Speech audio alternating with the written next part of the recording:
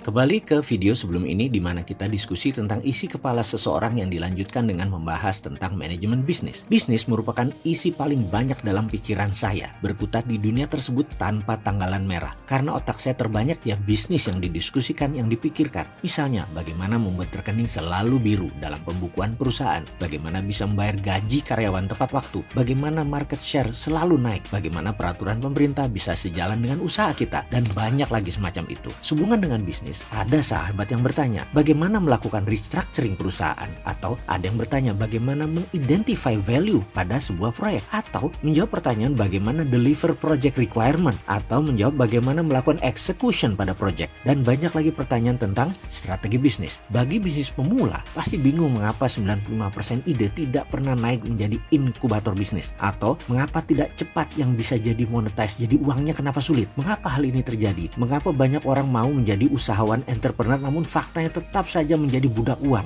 Yang jadi direktur dia, yang nagih dia, yang jualan dia, nggak ada tanggalan merah dalam keseharian. Setiap hari harus kerja terus. Sewaktu jadi pegawai, kita hanya mengerjakan job desk. Begitu berwirausaha, kita mengerjakan semuanya. Mau bayar orang atau pegawai, margin keuntungan masih berat. Sepenuhnya penuh dilema. Lalu di mana enaknya wirausaha? Bagaimana jalan keluarnya? Oke, kita bahas dari sisi manajemen perusahaan. Ada 4 macam strata atau level atau step bisnis ketika kita menjadi pengusaha. Tahap awal strata 1 atau level 1 namanya periode inkubator. Periode ini kita membahas ide, konsep, strategi, struktur, sistem, dan lain sebagainya. Satu saja sendi ini tidak terlihat, maka usaha itu pasti tidak akan jalan. Inilah yang menjadi penyebab 90% usaha berhenti di ide. Cobalah Anda mulai merenung pengalaman pribadi Anda selama ini. Dari 20 ide hanya 1 yang terrealisir, itu pun karena banyak faktor pendukungnya seperti ide, konsep, strategi, struktur, sistem, produk, pricing, dan daftar panjang lainnya tersedia. Baik karena kita sudah memiliki atau mitra kita yang memilikinya. Lalu periode strata berikutnya, kalau inkubator bisnis terlewati, masuklah periode growth, masa pertumbuhan.